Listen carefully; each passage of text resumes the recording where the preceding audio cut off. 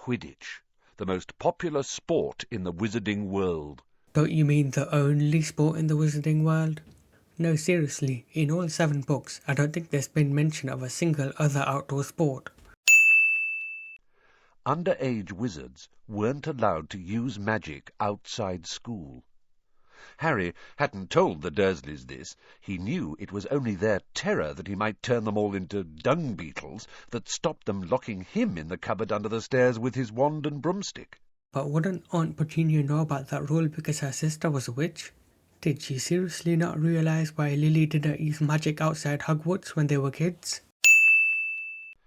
"Today's your birthday," sneered Dudley. "How come you haven't got any cards?" How would Dudley know that Harry hasn't received any cards from his friends? It's not like Harry would tell him, since he's not allowed to talk about anything related to his school. "A plot to make most terrible things happen at Hogwarts School of Witchcraft and Wizardry this year." So, just another year at Hogwarts? "Harry Potter must say he's not going back to school. Dobby, please. Say it, sir. I can't." I know Harry's the good guy and the main character of the story, but is he really incapable of lying? It's not like Dobby is forcing him into an unbreakable vow. "Dear Mr. Potter, we have received intelligence that a hover charm was used at your place of residence this evening at 12 minutes past 9. So we later find out all the way in Book 6 that underage wizards are blamed for any magic performed within their vicinity, since the Ministry can't detect who actually performed the magic. The problem with this is that it leads to even more plot holes. I mean, Dobby's been operating in and out of the Dursleys' house for weeks, so why couldn't the Ministry detect that?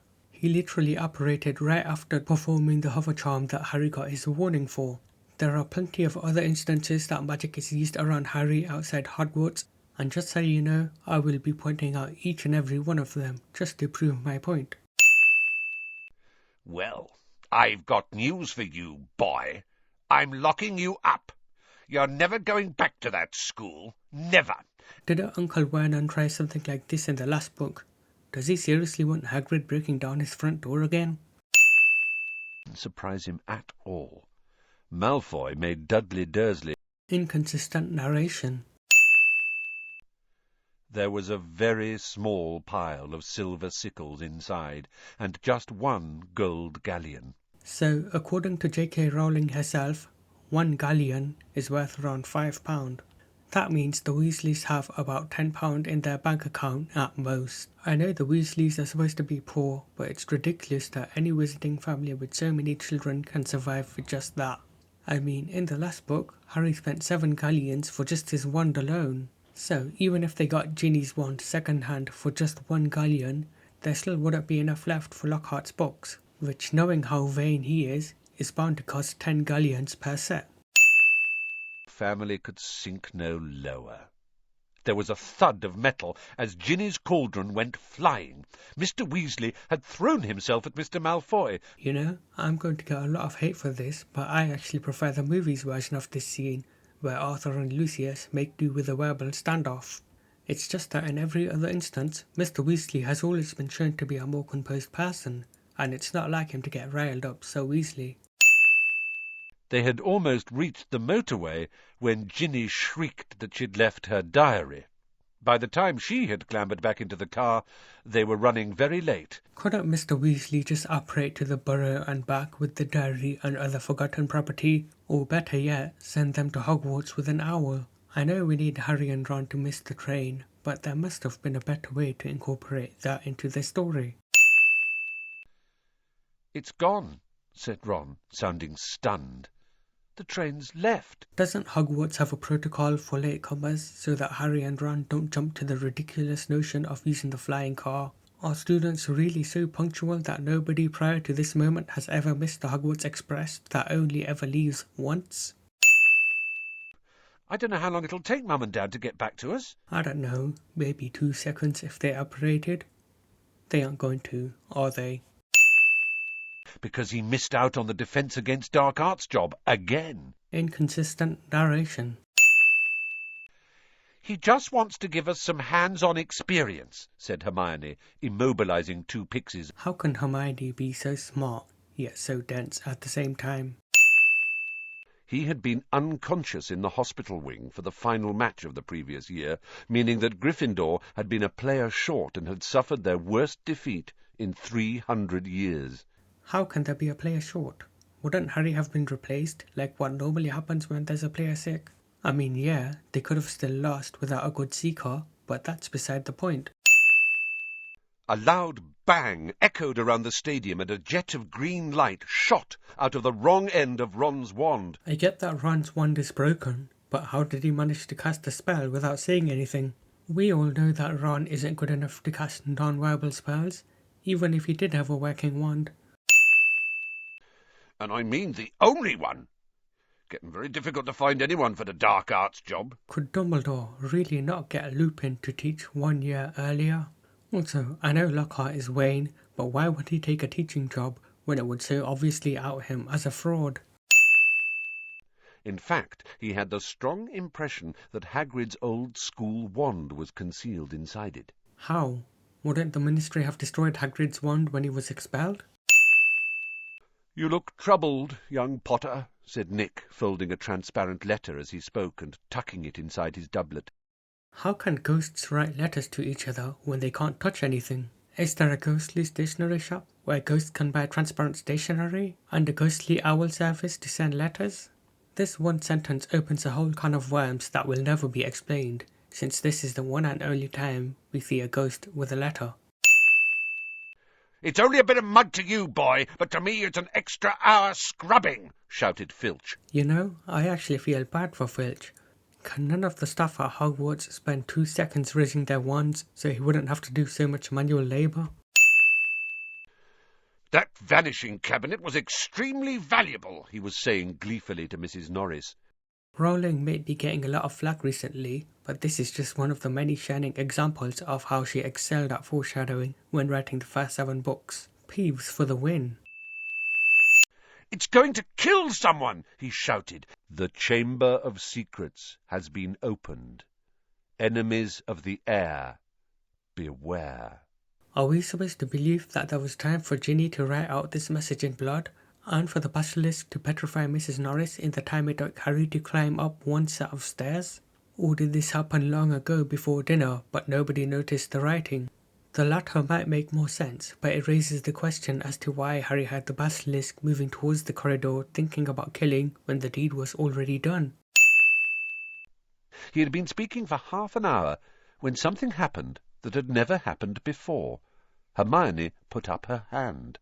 Really? Isn't it commonplace for Hermione to put her hand up to ask or answer questions in every class? Who'd want all the squibs and muggleborns out of Hogwarts? Don't you mean squibs, bugglebones, and cats? There was only one way to get out a book from the restricted section. You needed a signed note of permission from a teacher. Or an invisibility cloak, which you used for this very reason in the last book. "We were 20 feet above her, stopping the other bludger murdering Harry, Oliver." Seriously, with Quirrell cursing Harry's broom in the last book, and Dobby jinxing the bludger in this book, I'm starting to think that every teacher understands mysteriously turns a blind eye to any and all dangers and cheating during a Quidditch game. Lockhart hadn't mended Harry's bones. He had removed them. Lockhart is not fired, or even reprimanded for this. "Anyone can make a mistake," said Hermione, "and it doesn't hurt any more, does it, Harry?" I know she has a crush on him and all, but how has someone as smart as Hermione not realised how much of a fraud Lockhart is yet? "And how did you know I missed the train?" Isn't that public knowledge at this point? Your whole escapade with the car was on the Daily Prophet, remember? "Now, Professor Dumbledore has granted me permission to start this little duelling club." Did Dumbledore not hear about how Lockhart turned Harry's arm to mush literally the previous day? How the heck did he come to the conclusion that giving Lockhart permission to start a dueling club would lead to anything good? Justin Finch-Fletchley was lying on the floor. What are the odds of Harry just happening across Justin's petrified body? He didn't even hear any basilisk to guide him this time. They had sent Harry a toothpick and a note telling him to find out whether he'd be able to stay at Hogwarts for the summer holidays too. Forget the toothpick. I'm more surprised at how the Dursleys actually managed to send a letter with an owl, considering their hatred of anything related to wizards. We've still got to find out where the Slytherin common room is. I only hope we can find someone to follow. Seriously? You've had a month of preparation time while brewing the Polyjuice potion, and nobody bothered to investigate where the Slytherin common room was? Arthur Weasley, head of the Misuse of Muggle Artifacts Office, was today fined 50 galleons for bewitching a Muggle car. And considering there's only 1 galleon in his bank account before all their shopping, I'm wondering how much debt he's in. Do Gringotts even do loans? They're probably still in Azkaban. Don't you mean Azkaban? How many monsters do you think this place can hold? Ron asked dully. What kind of question is that? Did you forget about Fluffy, the 3-headed dog in the last book? And Norbert, and the insane amount of stuff living in the Forbidden Forest? When Professor McGonagall came half marching, half running across the pitch, carrying an enormous purple megaphone. Why the heck would McGonagall use a megaphone? Did she forget that there's a spell to magically amplify your voice? This match has been cancelled, Professor McGonagall called through the megaphone. Right, because when there's a killer monster in the castle, the best idea is to cancel events taking place in the grounds outside the castle and put everyone in even more danger. And on the bed next to her was Hermione, Ron groaned. So, did the basilisk know that Hermione was in the cusp of discovering what the monster was and then decide to attack her? If so, how? And if not, then it's a pretty big coincidence for her to get attacked just as she discovered the truth. It is likely that the school will be closed unless the culprit behind these attacks is caught. Considering the amount of attacks so far, I'm surprised that it hasn't closed already, especially since it's the second time this is happening in the last 50 years. I think, said Harry more quietly still, it's time to get my dad's old cloak out again. What took you so long? It's almost like Harry, the author, forgot about its existence until just now. Not Azkaban, croaked Hagrid. See, the narrator pronounces it right this time. So what was up with him messing up the pronunciation earlier? At the end of the lesson, Professor Snape escorted the class to their Defense Against the Dark Arts lesson. Inconsistent narration. It lay clenched on top of her blankets, and bending closer, he saw that a piece of paper was scrunched inside her fist. How did nobody see the piece of paper in Hermione's hand before now? The basilisk kills people by looking at them, but no one's died because no one's looked it straight in the eye. But what about when the chamber was opened 50 years ago? Myrtle was the only one that died, but we know that more kids were attacked. Assuming the students back there were as lucky as the ones now and only got petrified, how did nobody identify the basilisk for what it was when they recovered? Pipes, he said. Pipes. Ron, it's been using the plumbing. I've been hearing that voice inside the walls. Man, Hogwarts must have insanely huge plumbing to fit a giant basilisk. Also, that doesn't explain how the basilisk got out of the walls to petrify the students. Does the castle just have random halls leading in and out of the walls all around the castle? Instead, echoing through the corridors, came Professor McGonagall's voice, magically magnified. See, McGonagall does know the spell to magically enhance her voice. There was no reason whatsoever for her to be carrying around a megaphone during Quidditch. Do you know what? Said Ron. I think we should go and see Lockhart. Tell him what we know. Rather than going to McGonagall or any other competent teacher, Harry and Ron decide to go to Lockhart, who by now they clearly know is a fraud. So you've just been taking credit for what a load of other people have done? Said Harry incredulously. Seriously, considering how much of a fraud Lockhart has been, It's amazing that it took Harry and Long so long to figure this out. "No idea," said Myrtle in hushed tones. "I just remember seeing a pair of great big yellow eyes." I've always wondered why Myrtle died rather than being petrified.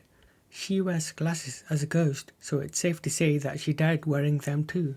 Out of every character that conveniently didn't look at the basilisk in the eye, Myrtle is the only one that should have survived without relying on luck or convenience. He raised Ron's speller-taped wand high over his head and yelled, "Obliviate!" That is not how you pronounce that spell. Imagine how angry I was when the next time my diary was opened, it was Ginny who was writing to me, not you. Why would Ginny start writing in the diary again? Wasn't it her that threw it away because she became suspicious of it? She could have stolen it back from Harry and then threw it back down the drain or something. Then he heard Riddle's hissing voice.